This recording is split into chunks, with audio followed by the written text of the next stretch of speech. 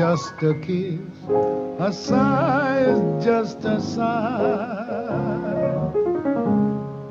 The fundamental things apply as time goes by.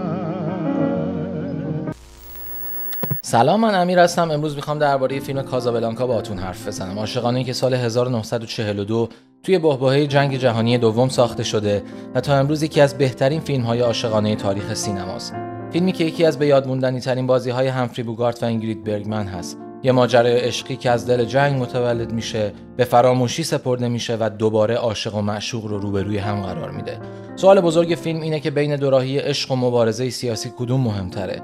داستان فیلم داستان ریک با بازی همفری بوگارت که ایلسا معشوقه خودش رو به همراه یک مرد مبارز یعنی ویکتور لاسلو در کافه خودش در کازابلانکا میبینه. لاسلو که اخیراً از اردوگاه کار اجباری آلمان فرار کرده، حالا به منطقه اشغال نشده کازابلانکا اومده که تحت فرمان فرانسه است و میخواد به همراه همسرش ایلسا از کازابلانکا به آمریکا بره و نقشه‌های مبارزه خودش رو علیه فاشیسم ادامه بده. در کل توی اون سال مردم به کازابلانکا میرفتن تا از کازابلانکا به بندر لیسبون و پرتغال برن و از اونجا به آمریکا، یعنی بهشت اون دوران، راه پیدا بکنن. اما رفتن لاسلو و ایلسا به این راحتی‌ها نیست، چون اشتراسر، گروهبان آلمانی، میخواد به کاپیتان رنالت، رئیس پلیس کازابلانکا، اعمال نفوذ کنه تا لاسلو رو مجبور به بازگشت به آلمان کنه یا از طریق اون به سرنخ بقیه مبارزها برسه.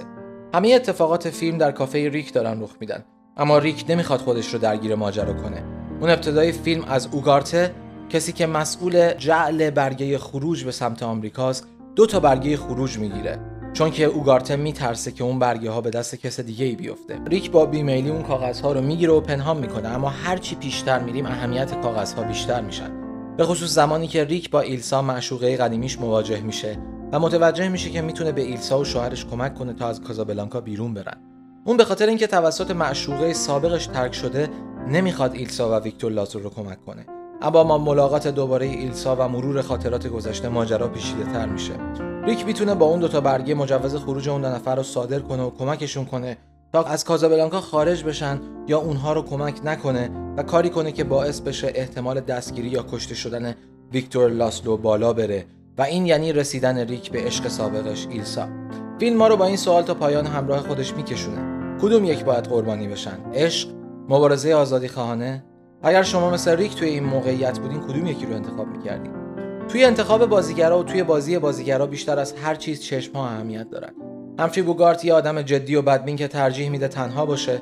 به نظر آدم خودخواهی میاد، اما در درون یه آدم احساسی و وابسته است. در مقابل بازی اینگرید برگمن هم همین رویه رو داره. یه بازی احساسی درست که با نگاهش حرف میزنه و ما رو درگیر خودش میکنه. نمونه این صحنه رو درست زمانی که سم، دوست صمیمی و پیانیست کافه ریک، داره آهنگ As Time Goes By رو میزنه متوجه میشیم. چشم‌های اینگرید برگمن خبر از رابطه‌ای در گذشته رو به ما نشون میدن. مسئله دیگه‌ای که میشه بهش اشاره کرد نورپردازی شخصیت هاست. نورپردازی شخصیت ریک همواره تاریک و روشنه. اون دقیقاً بین شک کمک کردن و کمک نکردن، مبارز بودن و مبارز نبودن و شک بین خوشبین بودن و بدبین بودن قرار داره. اون میتونه یه آدم خیلی مهمی باشه توی سرنوشت ایلسا و ویکتور لاسلو یا اونها رو کمک نکنه و منجر به نابودی اون رابطه بشه. برعکس شخصیت ویکتور لاسلو که در نورپردازی کاملاً متفاوته و صورتش کاملاً پر نور پردازی میشه. دقت کنید که نورپردازی ایلسا هم تاریک و روشن انجام شده، به دلیل اینکه اون هم دقیقاً در مواجهه با همسرش و معشوقه سابقش توی تردید قرار داره. توی سکانس بین ویکتور و ریک این تفاوت در نورپردازی کاملاً مشخصه. مسئله دیگه‌ای که میشه بهش اشاره کرد فیلمنامه درست فیلم هست که ما رو درگیر میکنه. شخصیت‌ها خیلی خوب پرداخته میشن. همه شخصیت‌ها به اندازه‌ای تأثیرشون در داستان حضور دارن. سرگرد اشتراسر، کاپیتان رنالت، حتی زن و شوهری که در ابتدای داستان در آرزوی رفتن به آمریکا هستن، در اواسط داستان نقش محوری پیدا میکنن و این پرداخت جز به جز شخصیت‌ها در عین روایت یک دست ماجرا از نقطه‌های قوت این فیلمنامه است. مسئله موسیقی در فیلم و اهمیت ایجاد نوستالژی توسط موسیقی خیلی نقش کلیدی داره. دیالوگ معروف فیلم اینه: دوباره اون آهنگو بزن سم، و سم دوباره آهنگ از تایمز گوز بای رو میزنه تا عشق نافرجام عاشق و معشوق رو به یادشون بیاره. درباره کارگردانی فیلم لازمه بهتون بگم که ویلیام وایلر قرار بود کارگردان این فیلم باشه و و مایکل کورتیس برای کارگردانی این فیلم رد شده بود.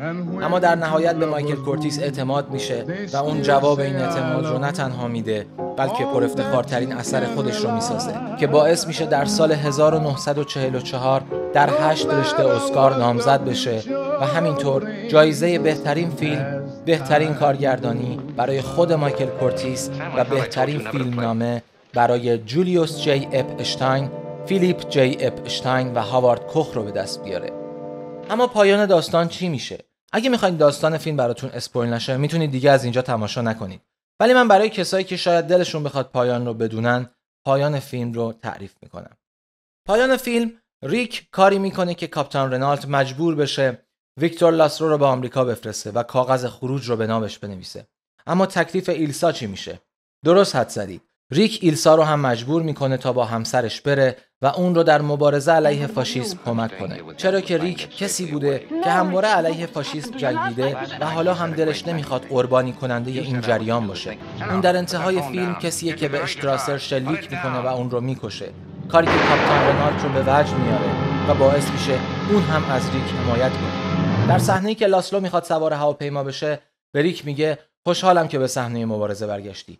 خیلی ها از بعد سیاسی میگن که بازگشت ریک به مبارزه با فاشیسم سمبل ورود آمریکایی ها به جنگ جهانیه. خیلی از بزرگان سینما مثل استیون اسپیلبرگ اعتقاد دارن بهترین فیلم عاشقانه تاریخ سینما کازابلانکاه. نظر شما راجع به این فیلم چیه؟ من امیر قریشی هستم. اگه ویدیو رو دوست داشتین لطفاً از کانال حمایت کنید. من توی این کانال محتوایی که تولید میکنم مربوط به سینما، تئاتر، ادبیات و رویدادهای هنری هستش که خودم باشون مواجه میشم. تا هفته بعدی با یه ویدیوی دیگه مراقب خودتون باشید. با امید دیدار. خداحافظ.